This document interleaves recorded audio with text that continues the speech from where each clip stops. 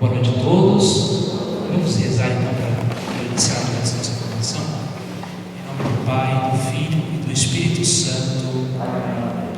Vinde, Espírito Santo, enchei os corações dos vossos fiéis e acendei neles o fogo do vosso amor. Enviai o vosso Espírito e tudo será criado e renovareis a face da terra. Oremos. Ó Deus, que instruíste os corações dos vossos fiéis com a luz do Espírito Santo, fazei que apreciemos retamente todas as coisas segundo o mesmo Espírito e gozemos sempre da sua consolação. Por Cristo, Senhor nosso. Amém. Ave Maria, cheia de graça, o Senhor é convosco. Bendita sois vós entre as mulheres, e bendito é o fruto do vosso ventre, Jesus. Santa Maria, Mãe de Deus, rogai por nós, pecadores, agora e na hora de nossa morte. Amém.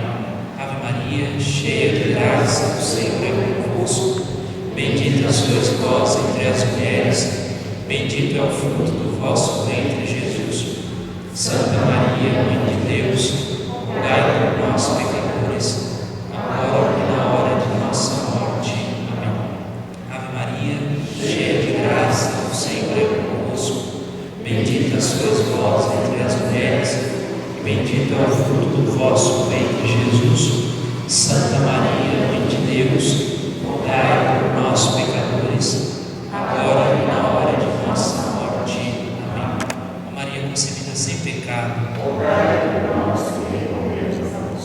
em nome do Pai, do Filho e do Espírito Santo. Amém. Mais uma vez, boa noite a todos. Vamos prosseguir aí com a nossa formação. Hoje vamos ver um pouquinho melhor a respeito do Evangelho segundo São Lucas. Lembrando que nós estamos aí na sequência dos Evangelhos, já vimos o Evangelho de Mateus, Marcos, hoje Lucas. A semana que vem o Evangelho de São João. Aí na outra semana a parte de homilética e encerraremos a nossa escola da palavra, né? Antes de iniciarmos o Evangelho de Lucas propriamente dito, eu gostaria de fazer uma outra indicação de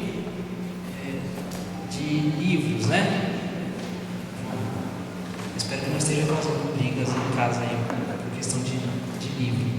Mas depois de ter dedicado essa coleção aqui, que muitos já adquiriram, que ajuda bastante, que é um estudo, é um caderno de estudo bíblico, tem também esta coleção com meditações dos textos bíblicos. Muitíssimo interessante, ótimo para fazer oração, para fazer a oração com a palavra, a Lexio Divina, porque ele vai fazendo um comentário do autor, Padre Francisco Carvajal, vai fazendo comentários mais espirituais dos textos da liturgia. É uma coleção com 7 livros, mas vale muito a pena. E também, além de ser uma coleção de 7 livros, o custo não é tão alto diante da quantidade da coleção, embora pode ser comprado separadamente cada um dos livros aos poucos, e também por conta da preciosidade do seu conteúdo. O nome da coleção é Falar com Deus, porque ele comenta todos os textos bíblicos da liturgia dos 3 anos do ano A, B e C. É bastante interessante. Esse livro aqui, as meditações são lançadas todos os dias também pelo site Hablar con Dios. Pode entrar no site, cada dia tem a meditação que traz o livro, né? Inclusive para ajudar na preparação das homilias, é muito, muito bom. Se você usar esse aqui da coleção e esse aqui para fazer a meditação, para preparar as reflexões, são muito bons.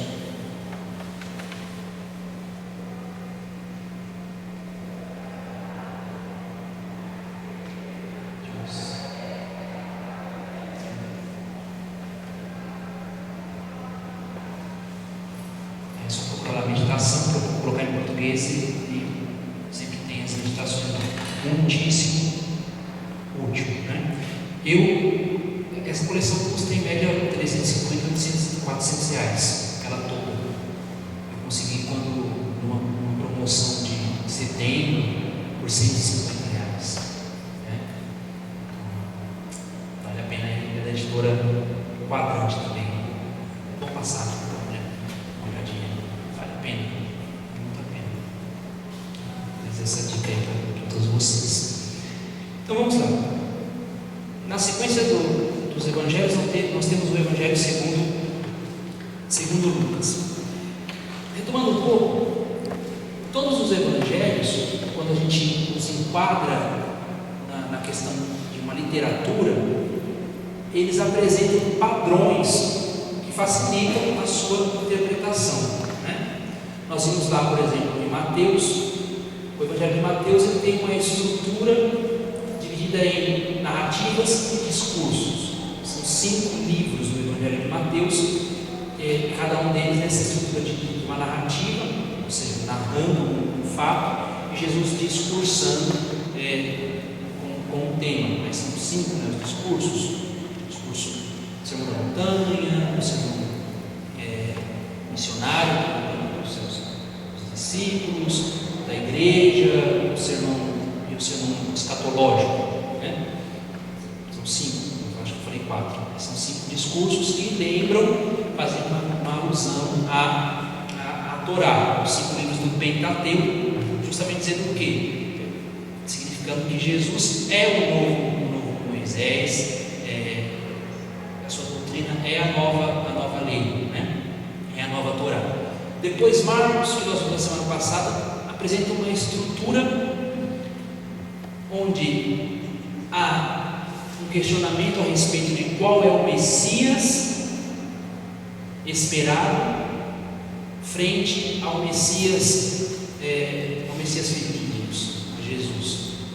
E nessa busca por encontrar quem é o Messias, e o Messias não é o poderoso no sentido humano, no sentido político, mas o Messias enviado por Deus, o seu filho, é o servo sofredor, é aquele que vai à cruz. E a perspectiva do Evangelho vai sempre se desdobrando deste modo, né? É o discípulo que professa a fé em Cristo. Cristo ensina qual é o caminho do discípulo, que é também a cruz. O caminho de Cristo é o caminho de toda a igreja. Cristo tomou a cruz, Cristo é o servo sofredor, portanto a igreja também deve tomar o mesmo rumo de nosso Senhor Jesus Cristo. E também o Evangelho de Marcos apresenta a estrutura, distinguindo o discípulo da multidão, né? A multidão daquele que é discípulo. A multidão quer milagres. O discípulo é aquele que aprende o caminho da cruz. Por isso que, terminando lá no capítulo 16, Jesus manda que eles voltem a Galiléia. Eles têm que voltar a Galiléia para retomar o caminho da Galiléia à Judéia. E eu dizia que sempre que a gente vê no Evangelho esse caminho, Jesus percorrendo esse caminho, Galiléia, Judéia, a gente tem que ter então essa ideia. Se ele vai dar Galiléia para a Judéia, é porque na Judéia vai acontecer o seu mistério pascal, a sua paixão, morte e ressurreição.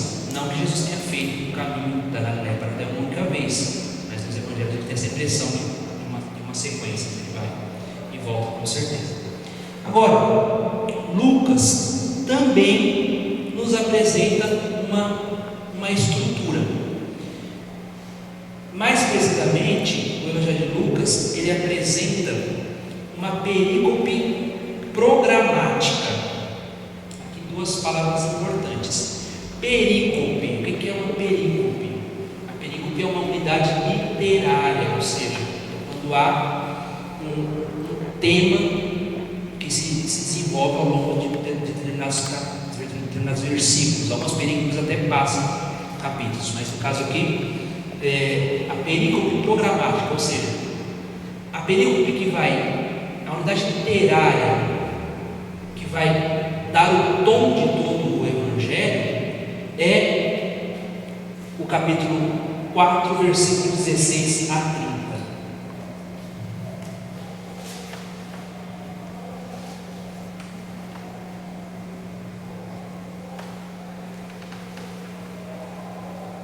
16 a 30.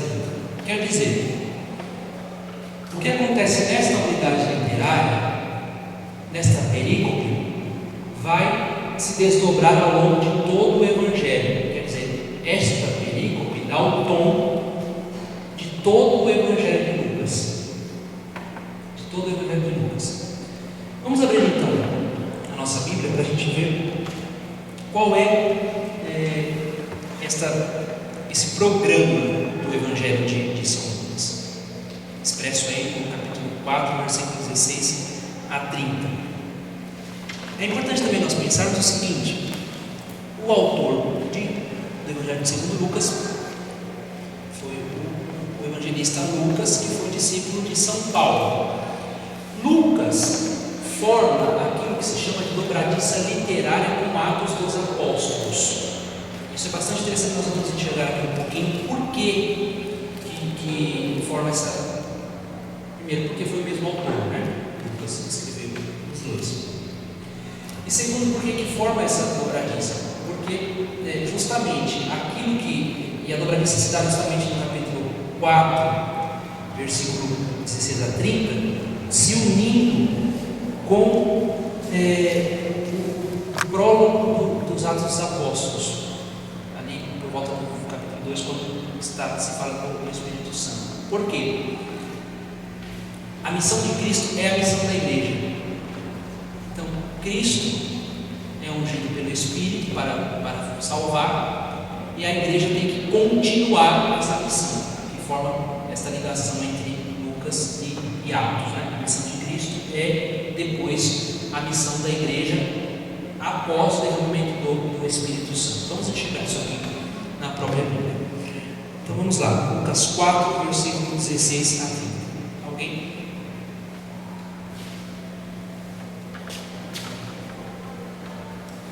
Primeiro, a gente tem aqui, antes do capítulo 4, certamente, nós temos outros três capítulos e um pouquinho do próprio capítulo 4. Só para a gente pensar um pouquinho a estrutura, a partir daquilo que o Scott apresenta, a partir da página 23. Então a gente tem um prefácio, uma introdução, com a narrativa da infância de Jesus. Lembrando que, a respeito da infância de Jesus, os únicos evangelistas que narram a esse respeito é Lucas e Mateus, cada um com uma perspectiva que nós vamos ver daqui a pouco. Lucas e Mateus são os dois evangelistas que falam da infância de Nosso Senhor. Depois, o segundo tema aí de Lucas, antes deste prólogo, dessa perícope programática, é a preparação do ministério, onde se coloca João Batista. Os evangelistas colocam sempre João Batista no princípio do ministério de Jesus, justamente para marcar a passagem do primeiro para o segundo testamento. Então há ali uma relação bastante forte entre João e Nosso Senhor Jesus Cristo, porque João encerra o período veterotestamentário, encerra, digamos, o tempo da profecia, agora se cumpre. E é bastante interessante, agora nós vamos ver isso na semana que vem em João, quando, por exemplo, João que diz, né, não subiu desamarrar as sandálias de seus pés. Por quê? Isso não é simplesmente um ato de humildade, mas é uma questão jurídica.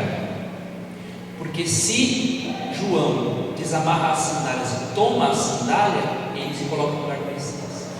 Nós vamos ver essa semana que vem esses detalhes assim, interessantes dos evangelhos, né, que a gente precisa descobrir.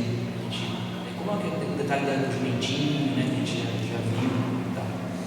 Então tem o ministério de Jesus, aí o batismo, a genealogia e a tentação. Veja, é interessante, porque depois do batismo, depois que Jesus é batizado, ele é levado para o deserto para ser tentado, que é o caminho, digamos, de todos nós. O deserto é a vida onde nós somos tentados, e ali nós precisamos nos nos portarmos, escolher como nós vamos lidar diante da tentação. Nós não estamos imunes da tentação. Mas por que Jesus vai ao deserto para ser tentado? Porque todos os gestos de nosso Senhor Jesus Cristo, todas as palavras são pedagógicas.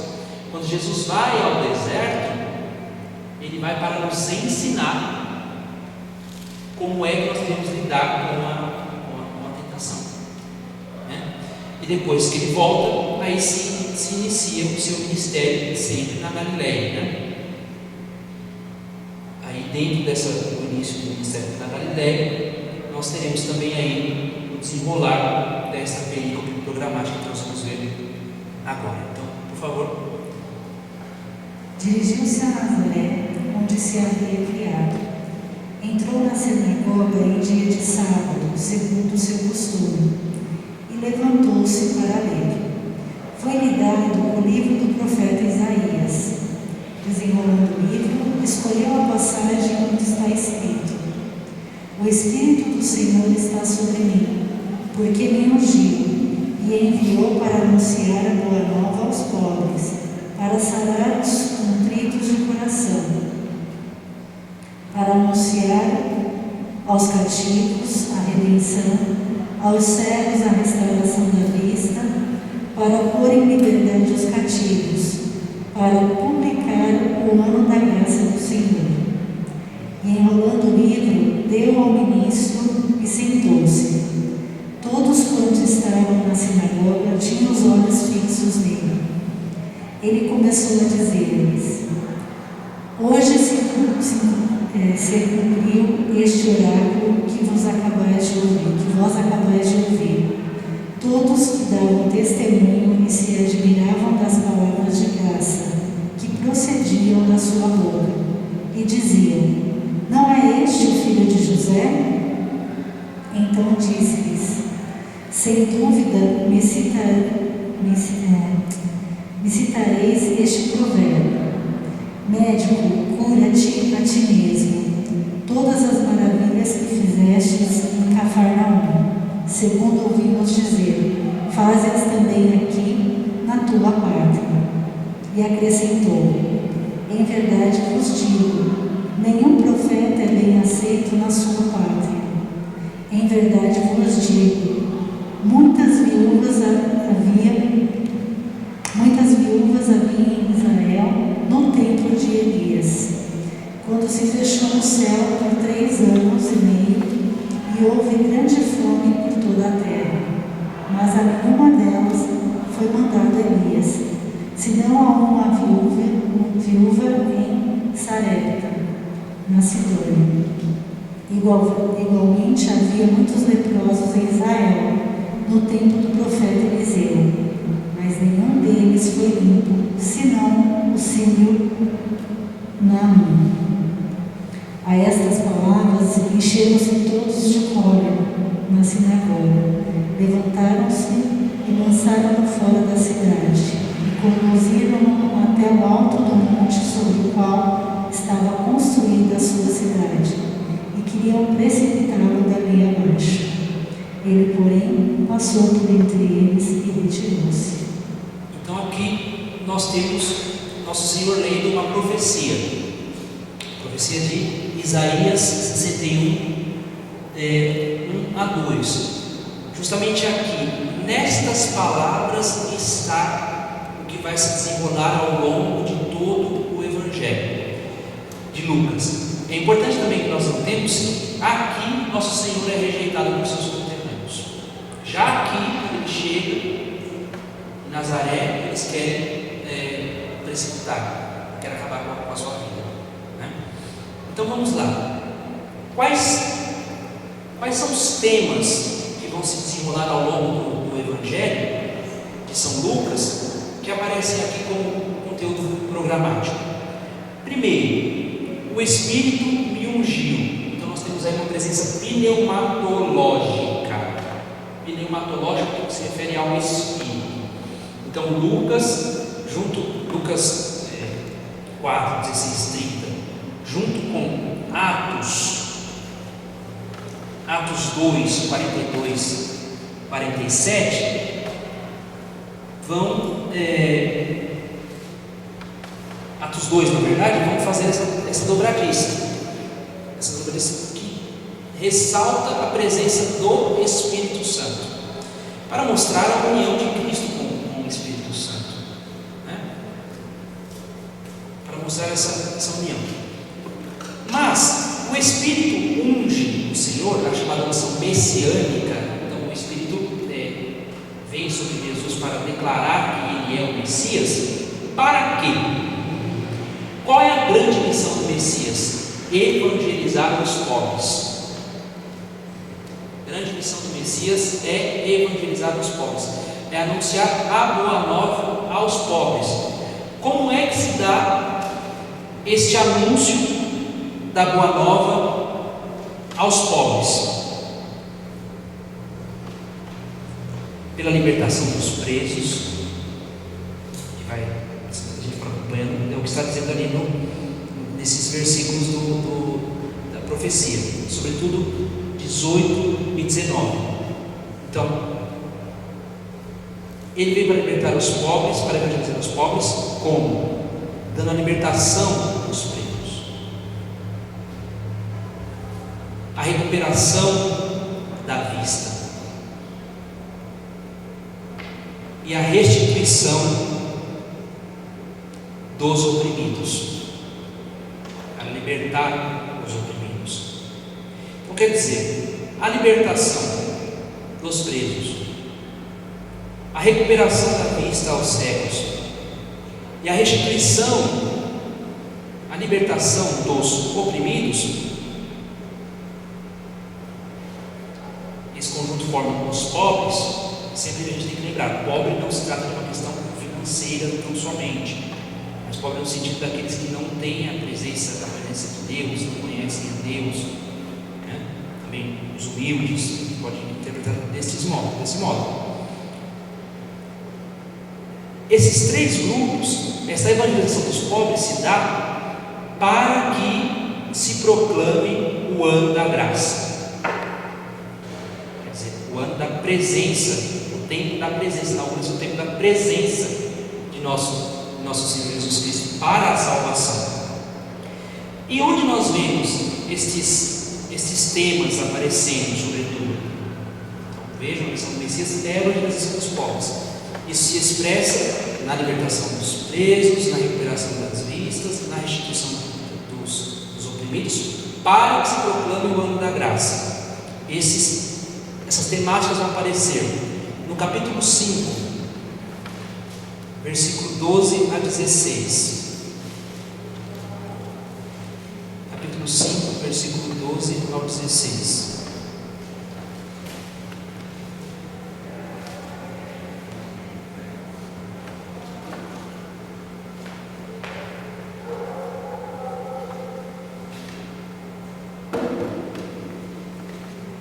Capítulo 5, 12 a 16.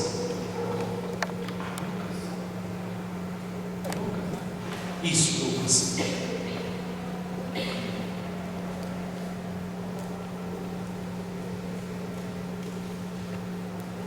Alguém pode ler, por favor?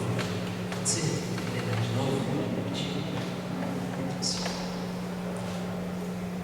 Estando ele numa cidade, apareceu um homem cheio de lepra. Vendo Jesus, lançou-se com o rosto por terra e lhe suplicou: Senhor, se queres, podes limpar-me. Jesus estendeu a mão, tocou e disse: Eu quero ser purificado. No mesmo instante, desapareceu dele a lepra. Ordenou-lhe Jesus que o não contasse a ninguém, dizendo-lhe, porém, vai e mostra-te ao sacerdote e oferece pela tua purificação o que Moisés prescreveu para lhe servir de testemunho. Entretanto, espalhava-se mais e mais a sua fama e concorriam grandes multidões para o ouvir e ser curadas das suas enfermidades. Mas ele costumava retirar-se a lugares solitários para orar. O que acontece aqui nessa perícope, a cura do leproso revela o quê? Revela a restituição, a libertação de um oprimido. Então, vamos deixar aqui um pouquinho mais visível.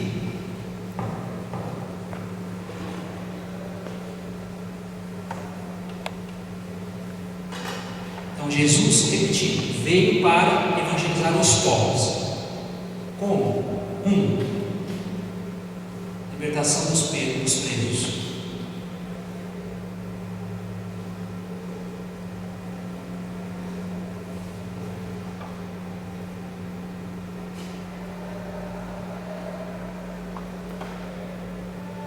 2. Recuperação da vista aos cegos.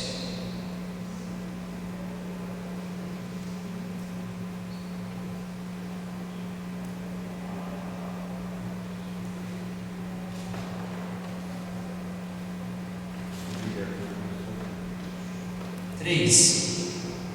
Libertar os oprimidos. 4.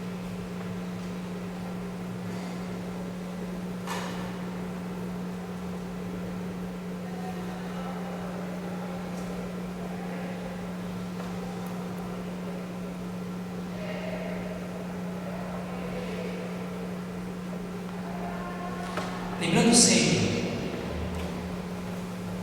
libertação dos presos, não se trata de preso tão somente, mas alguém que está preso a uma situação que o escraviza.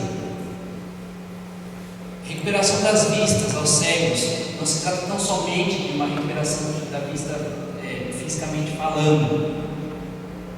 A libertação dos oprimidos sempre é algo que é abrangente do que o fato em si, né? Então, vamos lá.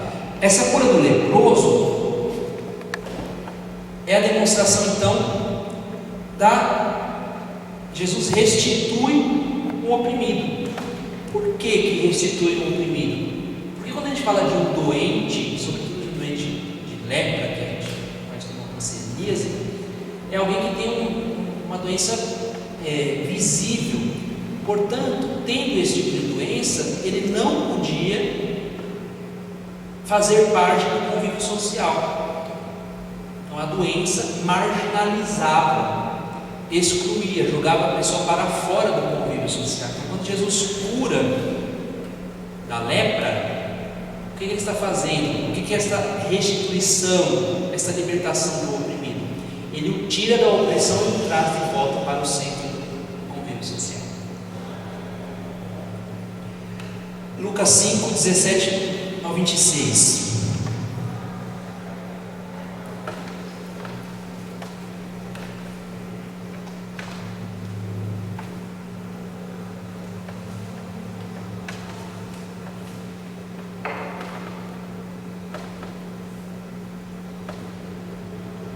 Vou dizer para vocês uma coisa.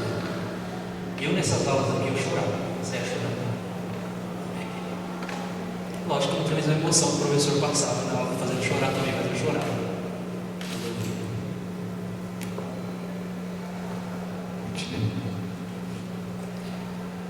Certo dia, Jesus estava ensinando. Estavam aí sentados fariseus e doutores da lei, vindo de todos os povoados da Galiléia, da Judéia e até de Jerusalém. E o poder do Senhor estava em Jesus, fazendo-lhe realizar curas. Chegaram então algumas pessoas, levando no cama um homem que estava paralítico. Tentaram introduzi-lo e colocá-lo diante de Jesus, mas por causa da multidão não conseguiam introduzi-lo. Subiram então ao terraço e, através do telhado, desceram um homem com a cama no meio, diante de Jesus.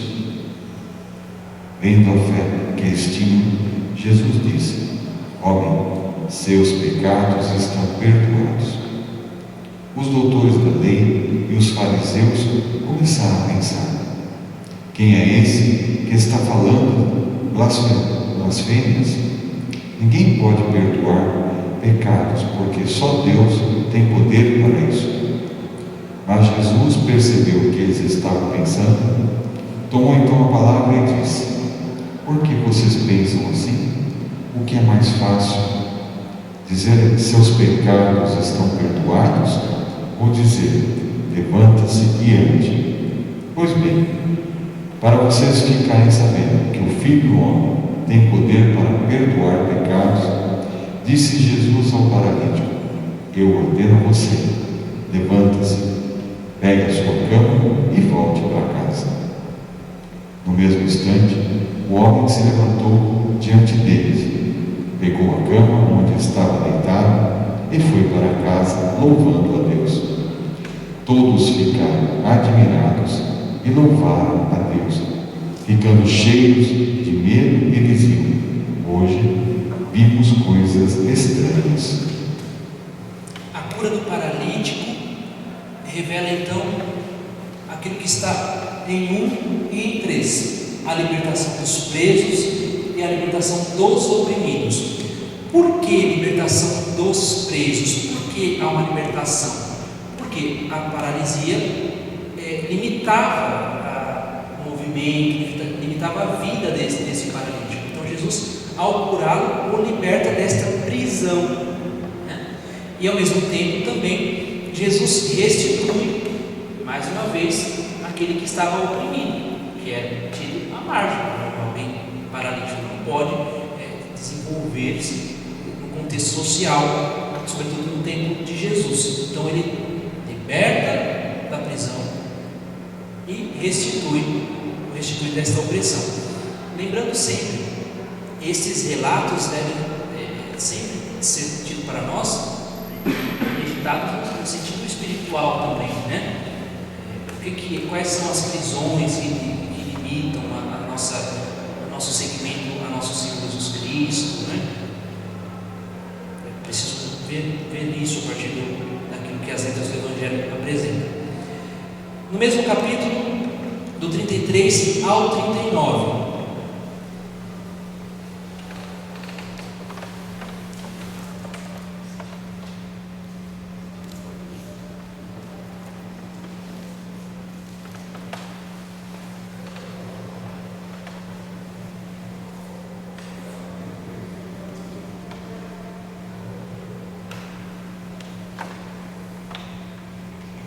Eles então me disseram: os discípulos de João e os discípulos dos fariseus jejuam com frequência e fazem longas orações, mas os teus comem e bebem. Jesus respondeu-lhes: porventura, podeis-vos obrigar a jejuar os amigos do esposo, enquanto o esposo está com eles? Virão dias em que o esposo lhe será tirado, então jejuarão. Propôs-lhes também esta comparação: ninguém rasga um pedaço de roupa nova para remendar com a roupa velha, porque assim estragaria uma roupa nova. Além disso, o remendo novo não assentaria bem na roupa velha. Também ninguém põe vinho novo em odres velhos. Do contrário, o vinho novo arrebentará os odres e entornará o vinho, e os outros se estragarão. Mas o vinho novo deve-se pôr em odres novos, e assim ambos se conservam. Demais, ninguém que bebeu do vinho velho quer já do novo, porque o vinho velho é melhor. Qual dos três aqui vocês acham que se encaixa nesse texto que nós ouvimos agora?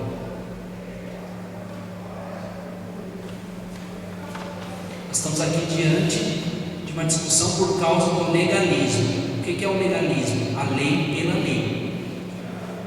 Jesus não veio para abolir a lei, mas veio para dar pleno cumprimento, para elevá-la à caridade. Quer dizer, o que acontecia com os judeus? Os judeus tomaram a lei dada por Deus a Moisés, no Sinai, e destas leis, das 10 leis do Decálogo, eles transformaram estas leis em diversas outras leis, que não se referiam ao amor a Deus e ao próximo, mas eram leis que chamam de legalismo, simplesmente para cumprimento de preceitos sem sentido. É isso que Jesus condena, o cumprimento da lei sem sentido na caridade, sem sentido de amor, né? Então aqui eles estão diante de uma discussão, eles estão apresentando legalismo. Olha, os discípulos de João jejuavam, os seus nem fazem esse jejum, mas não era um jejum para mortificar, para agradar a Deus, mas para mostrar aos outros que se estavam jejuando. Então Jesus está condenando isso.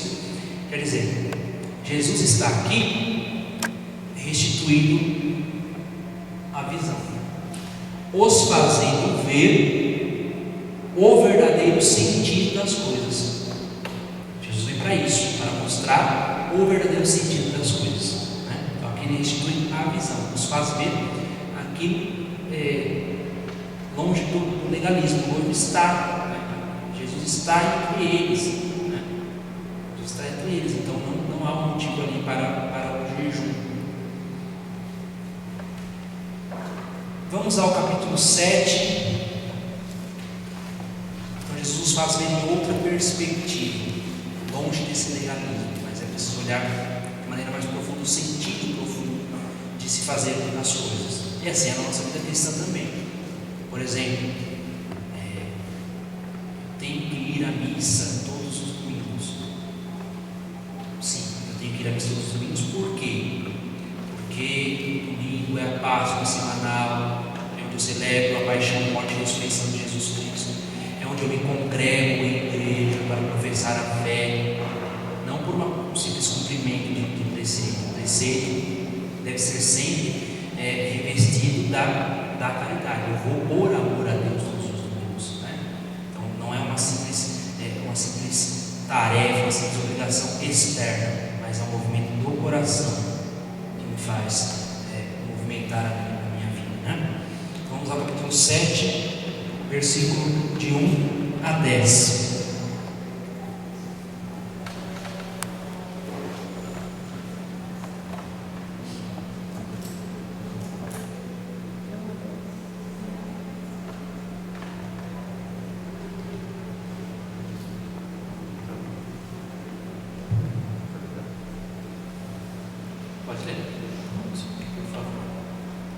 Tendo Jesus concluído todos os seus discursos ao povo que o escutava, entrou em Cafarnaum.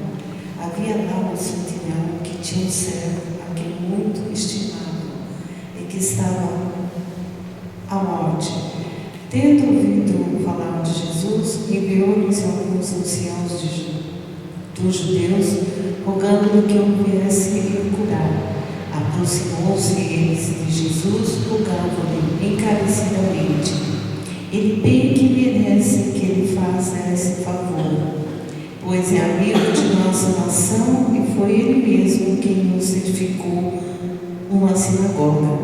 Jesus então foi com eles e já havia estado longe da casa quando o centurião mandou-lhe dizer por os amigos: Senhor, não te incomodes tanto assim, porque não sou digno de que entreis em minha casa. Por isso, nem me achei digno de chegar-me a ti, mas dizer somente uma palavra e o meu servo será curado. Pois também eu simplesmente subalterno, tenho soldados da minha ordem, e digo a um: vai ali, e ele vai, e ao outro: vem cá, e ele vem, e ao meu servo: fazei isto, e ele o faz.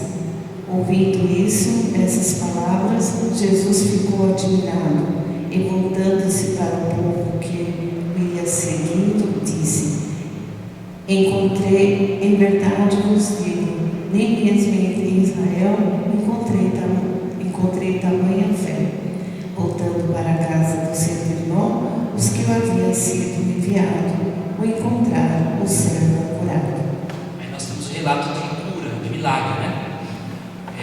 O que acontece aqui então na cura do centurião? A restituição, a libertação de uma opressão, né? A opressão da morte.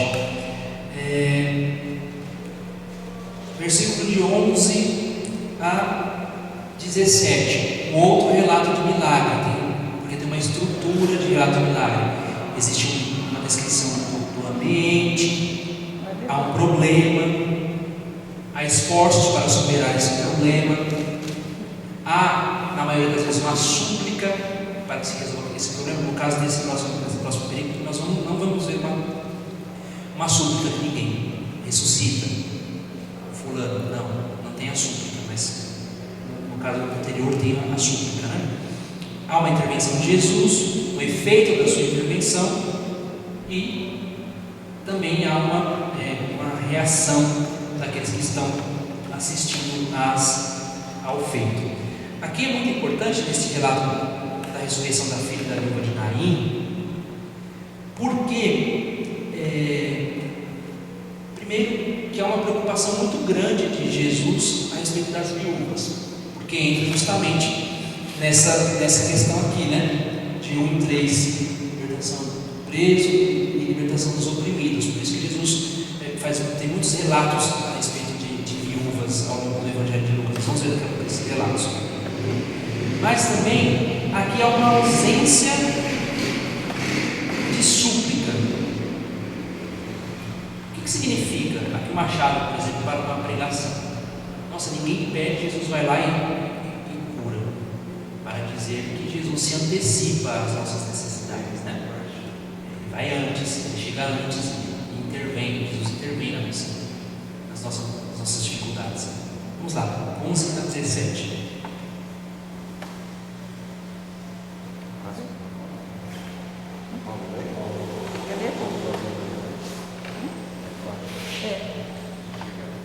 A 17.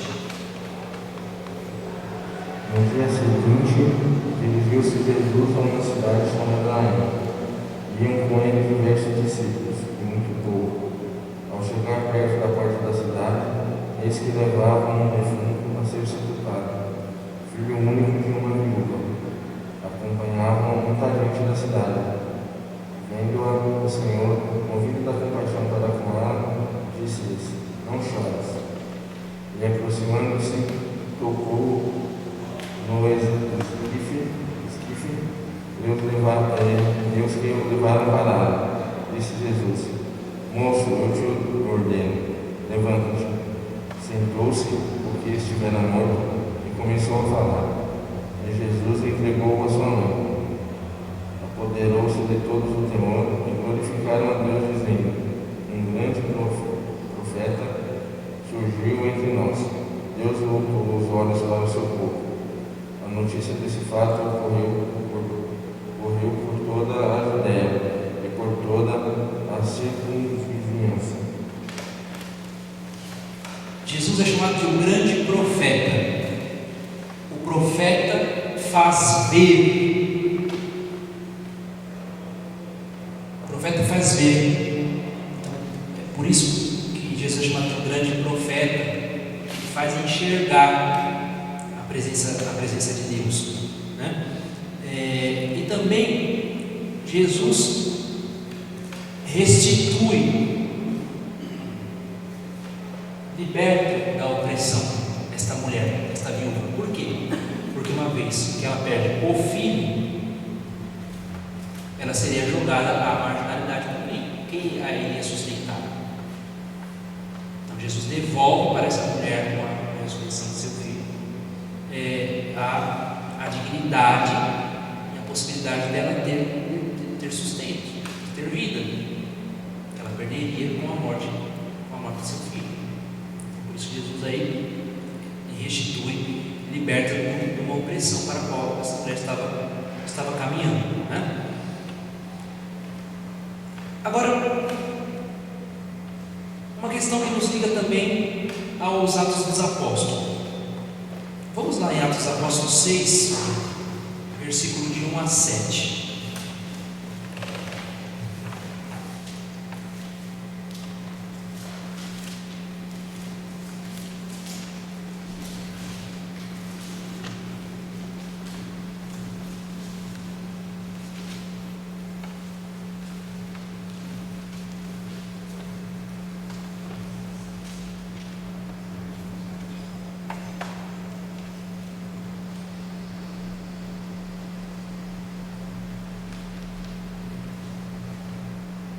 Naqueles dias, aumentando o número dos discípulos, surgiram murmurações dos helenistas contra os hebreus.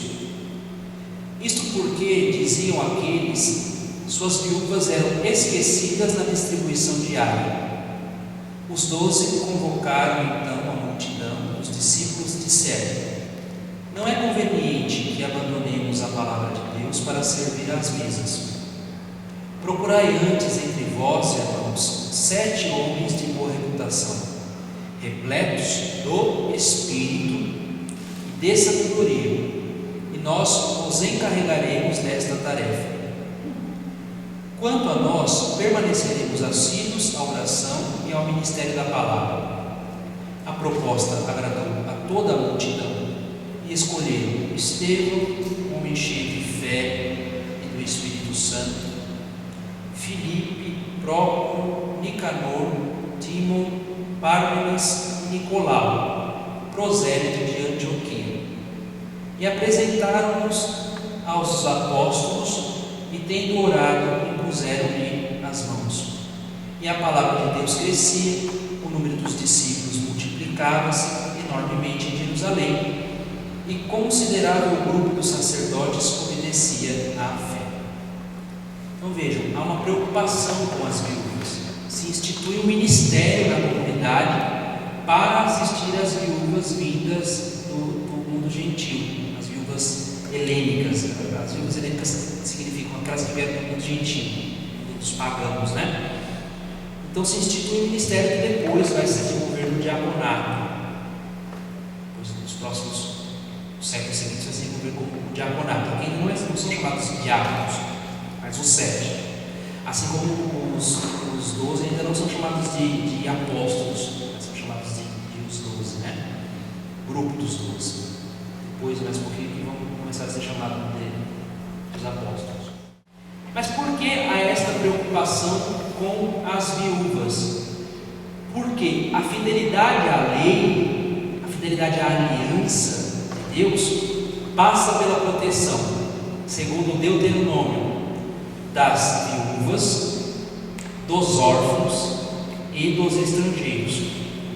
Quer dizer, o cuidado com esses 3 grupos, viúvas, órfãos e estrangeiros, revela se o judeu é fiel ou não à aliança, à primeira aliança. Então, por isso há esta preocupação. E é interessante nós notarmos aqui que esta preocupação está presente na igreja primitiva, na igreja nascente, e está presente também no ministério de Jesus Cristo. No Evangelho de Lucas aparece pelo menos 5 vezes o contato de Jesus com viúvas, para demonstrar isso, a necessidade da fidelidade à aliança. Vamos ver. Primeiro, esse que nós ouvimos agora há pouco, o episódio da viúva de Naim, onde há um paradigmático de exemplar da parte do nosso Senhor. Porque, como eu já tinha dito, a viúva não pede, mas Jesus dá sem que ela peça a vida de seu filho, né? Porque Jesus, ele é movido por compaixão. Quando aparece a palavra compaixão no Evangelho, é um verbo que é uma palavra que eu não vou saber repetir, porque há anos e anos eu tento aprender essa palavra, nunca é externo, azul, não sei, uma coisa bem estranha, né? Mas quando fala de compaixão, o que é a compaixão que aparece no Evangelho? Revirou-se as entranhas de Jesus. Jesus tem um sentimento tão forte pelos seus, por nós, que se revira o seu interior. É o físico, faz sentir o que o outro está sentindo e agir em favor do outro, né? Então, Jesus não impede cair na indigência, como nós já tínhamos dito, né? Quer dizer, o foco da narrativa ali da perícope da viúva de Naim é a viúva, aquilo que Jesus promove com a viúva, a liberta da opressão que ela estava caindo ali. Depois, um outro fato onde Jesus tem esse contato com a viúva é a referência que ele faz à viúva de Sarepta, justamente no capítulo 4, versículo 26. Vamos voltar lá no capítulo 4 de Lucas.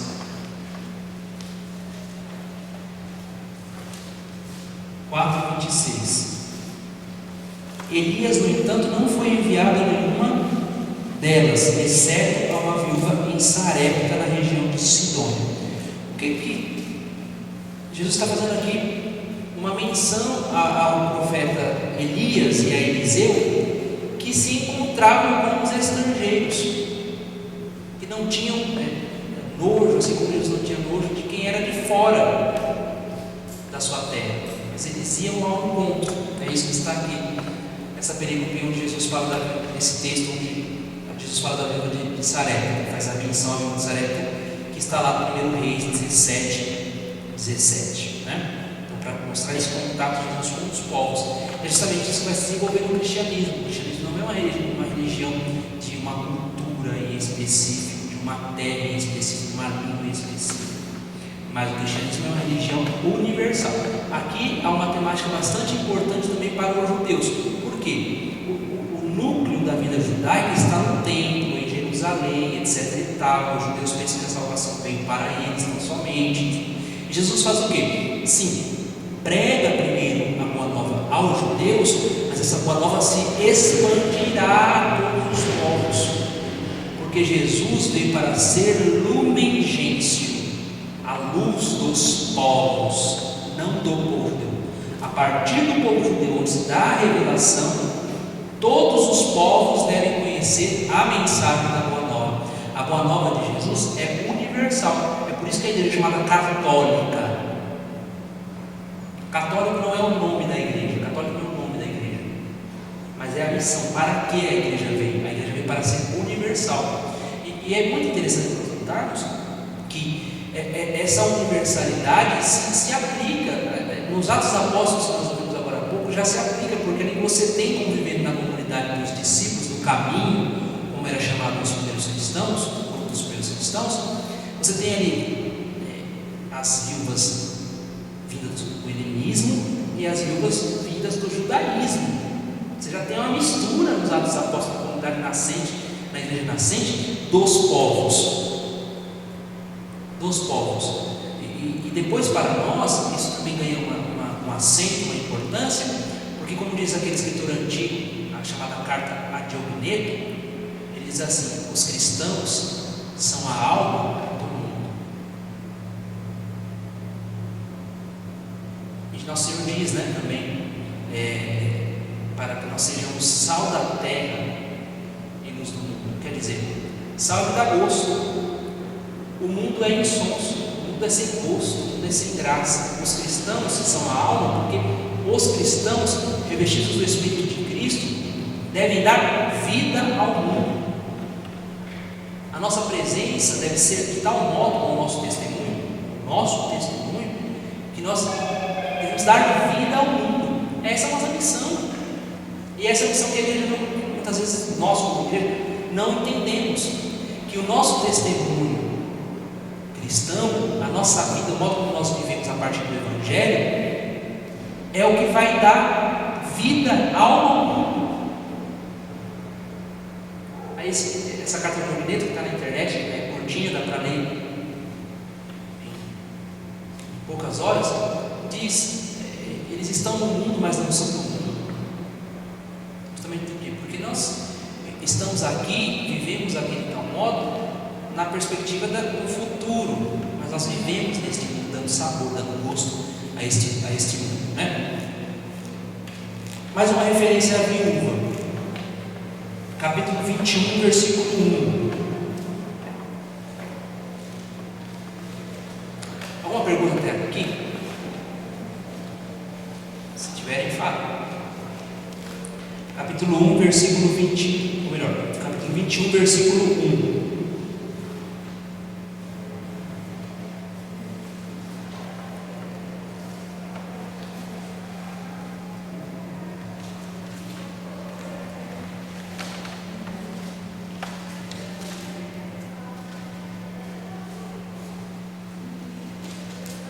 Seu Reis, marca o capítulo 21, versículo 1. Sérgio e a Ana, marquem aí, por favor, o capítulo 18, versículo 1. 18, 1. Cidinha, marca aí o capítulo 2, versículo 36, por favor.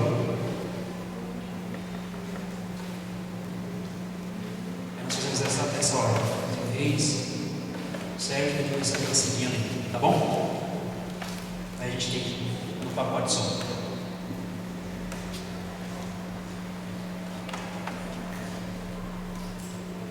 Leia 2 vezes. Ok? Microfone? Ah, consegue? Leia 2 vezes, tá? Tchum.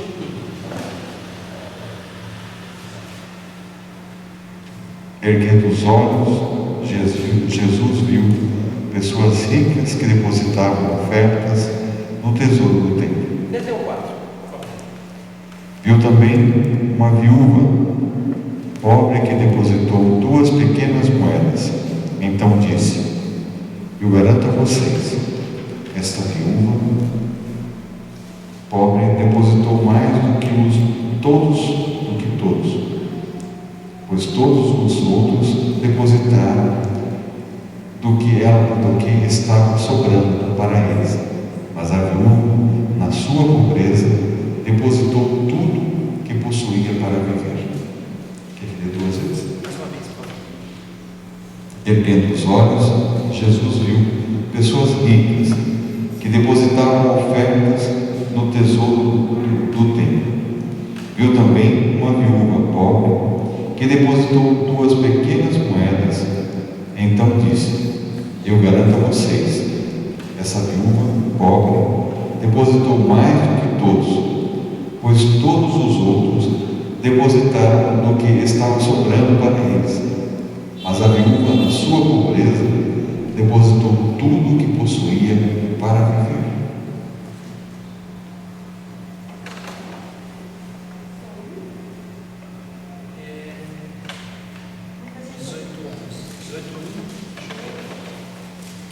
Pode ler até o 8, por favor. Propôs-lhe Jesus uma parábola para mostrar que é necessário orar sempre, sem jamais deixar de fazer. Havia em certa cidade um juiz que não temia a Deus, nem respeitava pessoa alguma. Na mesma cidade vivia também uma viúva que vinha com frequência à sua presença para dizer-lhe: faze-me justiça contra o meu adversário. Ele, porém, por muito tempo não quis. Por fim, refletiu consigo: eu não temo a Deus, nem respeito os homens. Todavia, porque esta viúva me importuna, lhe farei justiça, senão ela não cessará de me molestar. Prosseguiu o Senhor: ouves o que diz este juiz injusto? Por acaso não fará Deus justiça aos seus escolhidos, que estão clamando por ele dia e noite? Porventura tardará em socorrê-los? Digo-vos que em breve lhes fará justiça. Mas quando vier o Filho do Homem, acaso achará fé sobre a terra?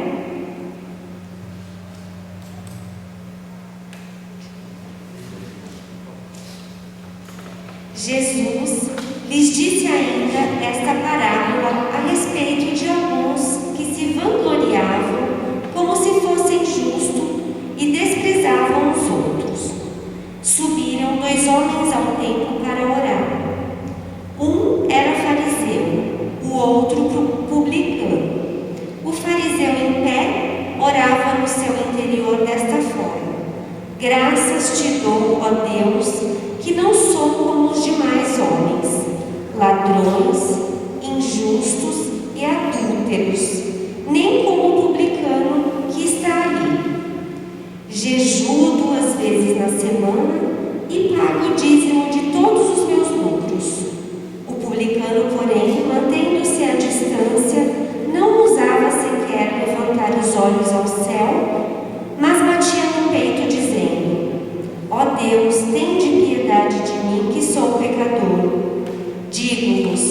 Este voltou para casa justificado e não o outro. Pois todo que se exaltar será humilhado, e quem se humilhar será exaltado. Minha avó agora falava sempre essa frase.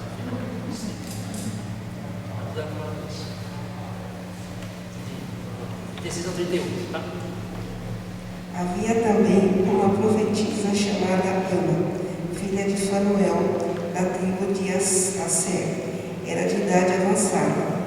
Depois de ter vivido 7 anos com seu marido, desde a sua virgindade ficara viúva, e agora, com 84 anos, não se apartava do templo, servindo a Deus noite e dia, em jejuns e orações. Chegando ela, na mesma hora, louvava a Deus e falava de Jesus a todos aqueles que em Jerusalém esperavam a libertação. Havia também uma profetisa chamada Ana, filha de Fanuel, da tribo de Asser. Era de idade avançada. Depois de ter vivido 7 anos com seu marido, desde a sua virgindade, ficara viúva, e agora com 84 anos não se apartava do templo, servindo a Deus noite e dia, em jejuns e orações. Chegando ela à mesma hora, louvava a Deus e falava de Jesus a todos aqueles que em Jerusalém esperavam a libertação. Essas 3 perícopes, elas revelam aqueles 3, elas mostram aqueles 3 conselhos evangélicos que nós vemos, sobretudo na quaresma, né? Isso deve ser lido ao longo de todo o ano, que é o jejum, a esmola e a oração. E, além disso, as 3 apresentam, as 3 perícopes, a fidelidade dos judeus às práticas da lei. E Lucas convida, nós ouvimos nos Atos dos Apóstolos, a uma assistência às necessidades das viúvas, né? Agora, uma perspectiva eclesiológica. Quando a gente fala de perspectiva eclesiológica, o que significa? Para a igreja, tá? Eclesiológico significa para a igreja. O que essas 3 perícopes nos ensinam? O que elas ensinam à igreja, a cada um de nós? Que é preciso, isso a partir do capítulo 6, versículo de 1 a 7, lá dos Atos dos Apóstolos, que ensina a nós que é preciso, na igreja, na vida de comunidade, envolver a todos na solução dos problemas.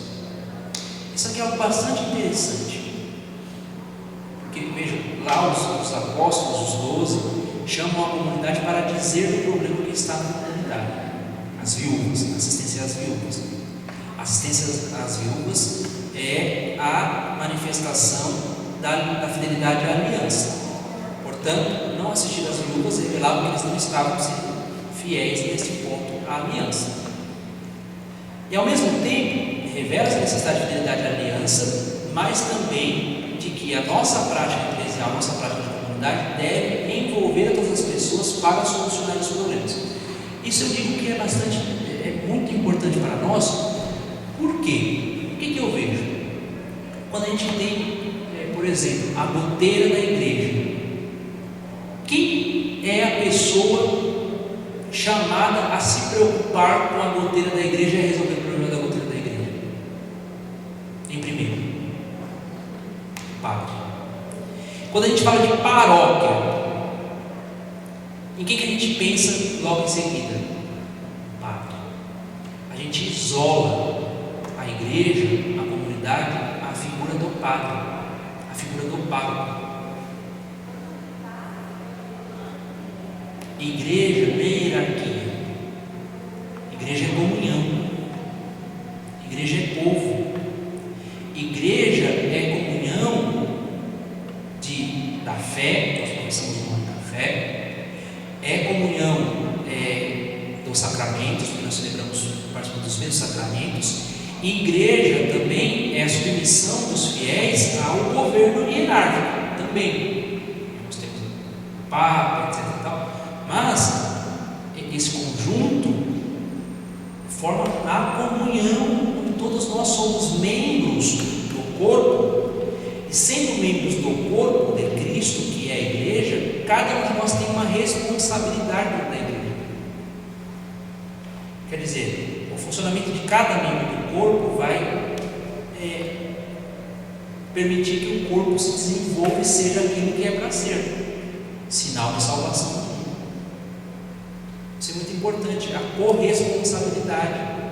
É por isso que nós trabalhamos nas diversas atividades da igreja, da comunidade. É por isso que nós devolvemos o dízimo. É por isso que nós damos dinheiro na coleta. É por isso que a gente, vocês eu falo, né? Porque eu não coloco no bolso quase não tem bolso, né? Para colocar na mão. Mas vocês, quando vocês fazem, vai ter a festa. Vocês prover a festa, depois compram, vendem, depois compram, assim, trabalham, porque é a colaboração, né? É a colaboração, porque se faz isso, porque se tem a consciência de que nós somos membros do corpo, né? A igreja não é o padre, o padre é parte do corpo, a igreja não é o bispo, o bispo é parte do corpo. Então, quer dizer, padre, bispo, diáconos, aqueles que compõem a hierarquia da igreja, são povo de Deus também, estão encaminhados. Lógico, quando a gente fala do Papa, dos bispos, dos sacerdotes, esses têm a missão de serem a imagem do Cristo cabeça, que conduz o corpo, mas que também estão em caminho. Então, os problemas da comunidade não são problemas do padre, ele tem que capitanear, mas são problemas de toda a comunidade. De toda a comunidade. É isso que os Atos Apóstolos nos falam, né? Nos falam muito livre. A responsabilidade da igreja, dos problemas da igreja, das alegrias e tristezas são de todos nós, né? Isso é muito presente, essa consciência de ligar, associar estreitamente a paróquia ao padre, né? Não, a paróquia é o conjunto de todas as comunidades, e mais do que isso, é o conjunto de todos aqueles que são batizados e inseridos no corpo de Cristo. Nós precisamos crescer bastante nesta consciência, tá? Depois, não dá tempo da gente trabalhar com tudo, a grandeza do Evangelho, mas seria importante talvez a gente passar um pouquinho a questão da infância de Jesus. É bastante importante isso aqui, a gente vê essa questão da infância.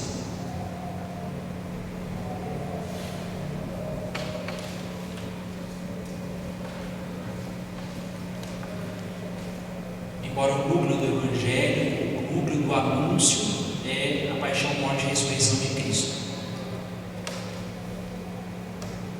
Vamos a Lucas capítulo 1, versículo 5 ao 7.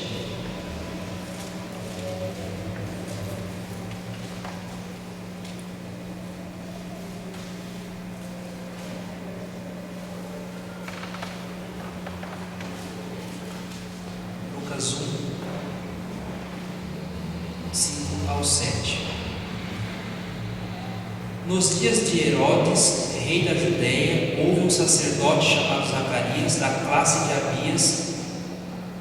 Sua mulher, descendente de Arão, chamava-se Isabel. Ambos eram justos diante de Deus e, de modo irrepreensível, seguiam todos os mandamentos e estatutos do Senhor. Não tinham filhos, porque Isabel era estéril e os dois eram de idade avançada. Aqui apresenta-se Isabel e Zacarias, foi o dia deles ontem, né? Como justos, fiéis, Deus fiéis, porém sem filhos, né? Isso aqui manifestava-se um grande problema, como são fiéis e não tem filhos, né? Depois, ainda sobre esses relatos mais próximos da infância de Jesus, que formam esse capítulo da infância de Jesus, no versículo 11 e 14, apareceu-lhe então o anjo do Senhor de pé à direita do altar do incenso. Ao ver, Zacarias perturbou-se e o temor apoderou-se dele. Disse-lhe, porém, o anjo: não temas, Zacarias, porque tua súplica foi ouvida, e Isabel, tua mulher, te dará um filho, ao qual porás o nome de João. Terás alegria e regozijo, e muitos se alegrarão com o seu nascimento.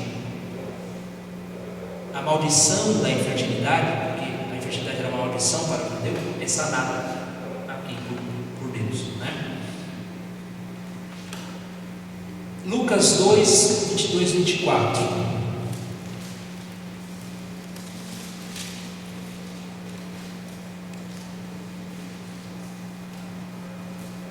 Lucas 2, 22 e 24. A apresentação de Nosso Senhor no templo. Quando se completaram os dias para a purificação dele, segundo a lei de Moisés, levaram-no a Jerusalém a fim de apresentá-lo ao Senhor. Conforme está escrito na lei do Senhor, todo macho que abre o útero será consagrado ao Senhor, para oferecer um sacrifício, como vem dito na lei do Senhor, um par de rolas ou 2 pombinhos. Por 3 vezes se acentua aqui, se sublinha a questão da lei de Moisés, para dizer o quê? Que José e Maria foram fiéis como judeus. Então vejam, vai se repetindo essa questão da fidelidade às leis do Senhor, né? 25, 28. E havia em Jerusalém um homem chamado Simeão, que era justo e piedoso. Ele esperava a consolação de Israel, e o Espírito Santo estava nele. Fora-lhe revelado pelo Espírito Santo que não veria a morte antes de ver o Cristo do Senhor. Movido pelo Espírito, ele veio ao templo, e quando os pais trouxeram o menino Jesus para cumprir as prescrições da lei a seu respeito, ele o tomou nos braços e bendisse a Deus, dizendo: havia o cântico de Simeão: deixa agora o servo em paz, conforme prometestes ao Senhor. Se repete aqui 3 vezes Espírito Santo, para acentuar a presença do Espírito Santo, né? E é interessante que nos 3 primeiros versículos fala da lei, e depois nos últimos 3 fala 3 vezes do Espírito Santo. Para quê? A lei e o Espírito atestam que ali está o Messias, o ungido de Deus, né? Também a questão da apresentação das pombas e das rolinhas, né? Porque eles eram pobres. Essa é a oferta dos pobres. Também é interessante ressaltar aqui, já finalizando, que em Mateus, quando se fala dos relatos da infância, os magos do Oriente que acolhem o Messias, os magos do Oriente acolhem o Messias. Então ele não vai em Mateus ao templo, né? Não há esse relato do templo, ele é nacional de Lucas. Os magos vão a Herodes procurar o Messias.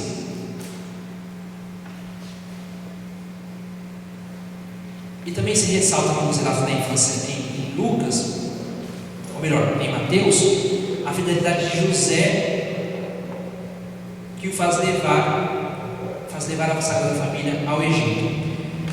Em Lucas, a palavra coloca Jesus sendo apresentado no templo, para mostrar, para ressaltar esta fidelidade dos pais de Jesus. Aí os versículos seguintes, 41 e 43, falam que Jesus e seus pais iam ao templo nas festas, né? Outra coisa também, nos versículos finais dessa infância de Jesus, que é a questão do Jesus fica no templo. Depois de 3 dias, seus pais percebem que ele não está junto com a caravana.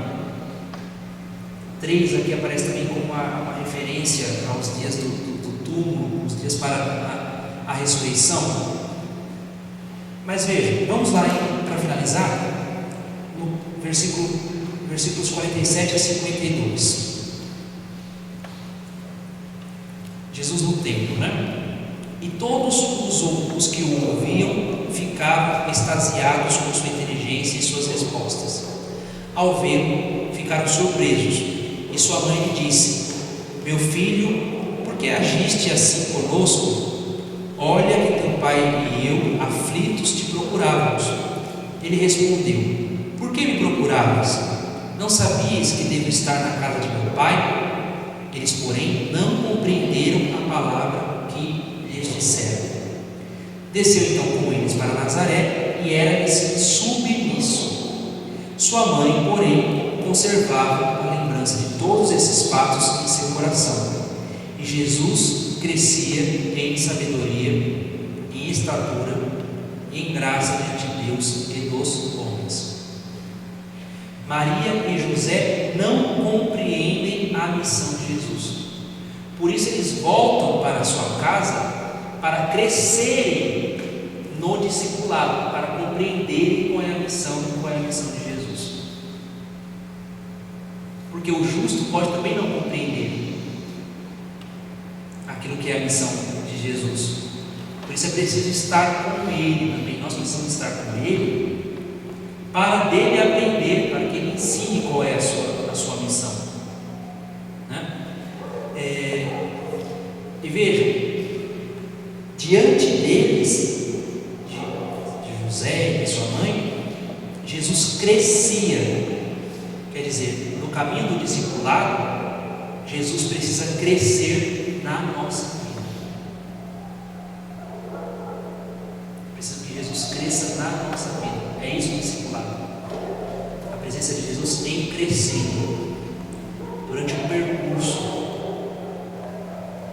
O discipulado não é interrompido. Eu não me torno discípulo. Eu vou fazendo um processo de discipulado com Jesus crescendo na minha vida.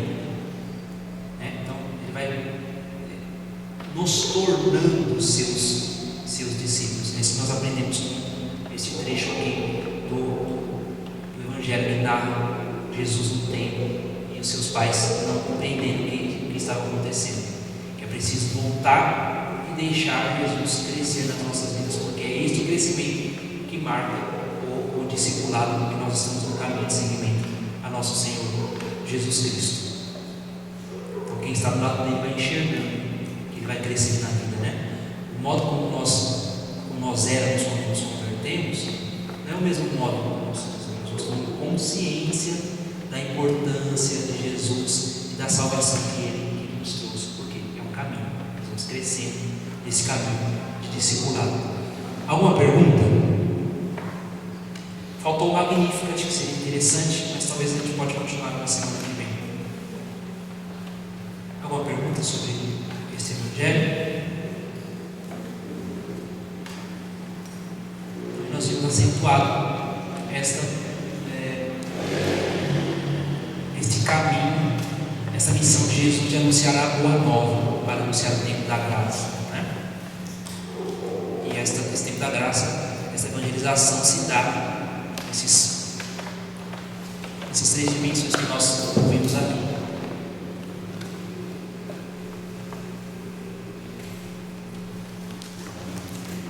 Então, a semana que vem nós temos a semana ministerial, a partir de segunda-feira. É importantíssimo que nós participemos todos os dias da semana ministerial. Na segunda-feira, nós teremos a adoração ao Santíssimo, abrindo a semana ministerial. Lembrando, todos os dias haverá missa. Então, uma graça aí para todos vocês poderem participar da sacramento todos os dias da semana. Na segunda, então, nós teremos a missa, a adoração ao Santíssimo Sacramento, onde entregaremos a nossa vida, o nosso serviço a nosso Senhor Jesus Cristo. Na terça-feira, nós teremos a formação, uma palestra com uma psicóloga, para que ela nos ajude a pensar um pouquinho nesse tempo que nós estamos vivendo e como nós podemos viver em saúde mental depois desse período, se Deus quiser passar aí. Na terça e na quarta, nós teremos o estudo da encíclica do Santo Padre Papa, Fratelli Tutti, todos irmãos, com um professor que vem lá de São Paulo, amigo meu, com quem estudei. Levei uns 2 dias para quarta e na quinta para fazer esse estudo. Então, nós estejamos todos os dias, sobretudo nesses dias que vem gente de fora, né? Se não tem a pessoa de lá, vem de Osasco, de São Paulo, para dar formação para a gente, e não tem ninguém para ouvir, né? É bom que nós estejamos aqui. Aí na sexta-feira nós retomamos com essa nossa formação nós já estamos tendo, tá bom? É importante que nós nos motivemos para estarmos aqui nesses dias. Alguma pergunta? Não? Então agradecemos a presença de todos. João Alpado para nos dar a bênção final, para que nós possamos ir para casa em paz e animados para voltarmos na semana que vem, na semana ministerial, né? Bem, antes da bênção, só reforço o convite, né? Convidem outras pessoas, né? Além, nós temos a semana ministerial, não vai ser vivida como todos os outros anos, né? Cada paróquia vai fazer a sua, então a gente tem a possibilidade de chamar outras pessoas, outros pastorais, outros movimentos. Eu estou convidando nas missas, porque são assuntos pertinentes para nós que somos ministros, mas também para todo o povo de Deus, né? Vamos refletir sobre a pandemia com psicóloga, vamos refletir sobre o documento do Papa. Então é para todos, né? Então convide as pessoas, né? E que nós possamos viver bem essa semana que Deus nos concede como um tempo de graça, né? Pena que muita gente não desperta para isso, né? Porque são coisas que nos enriquecem, que nos fortalecem, né? na nossa caminhada. O Senhor esteja convosco, desça sobre cada um de vós a bênção do Deus Todo-Poderoso, Pai, Filho e o Espírito Santo. Amém. Boa noite a todos.